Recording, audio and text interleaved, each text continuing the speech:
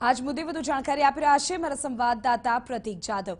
પ્રતીક, મેટ્રોને શરૂ થઈ હજી ગણતરીના દિવસો થયા છે અને એવા બાદ બીજી વખત ટેકનિકલ ખામી સર્જાવી, સવાલો ચોક્કસથી ઉઠે।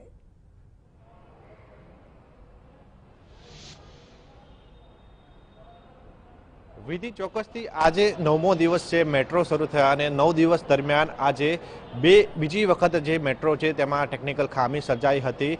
વહેલી સવારે જ્યારે 10 વાગે મેટ્રો એપ્રલ પાર્કથી શરૂ થાય છે અને અહીંયાથી વસ્ત્રાલ જતી હોય છે ત્યારે મેટ્રો ટ્રેન છે તે શરૂ નહોતી થઈ અને તેમાં ટેકનિકલ ખામી સર્જાઈ હતી અને ત્યારબાદ જે છે ટેકનિશિયન અને ટીમ અહીં પહોંચી હતી અને મેટ્રોમાં જે ખામી હતી તેને દૂર કરવાના પ્રયાસો કરાયા હતા।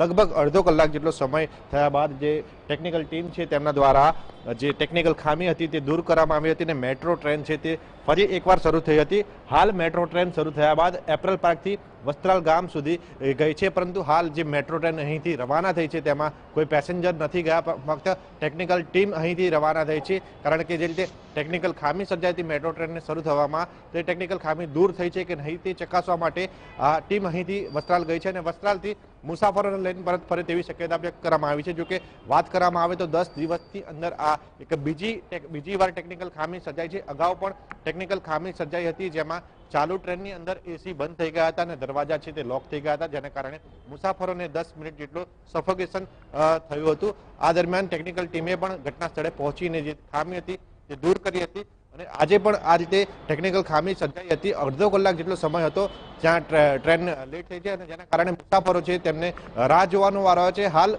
મેટ્રો ટ્રેન શરૂ થઈ ગઈ છે જે અધિકારી દ્વારા માહિતી મળી છે અને મુસાફરો પણ અહીં પહોંચી ચૂક્યા છે।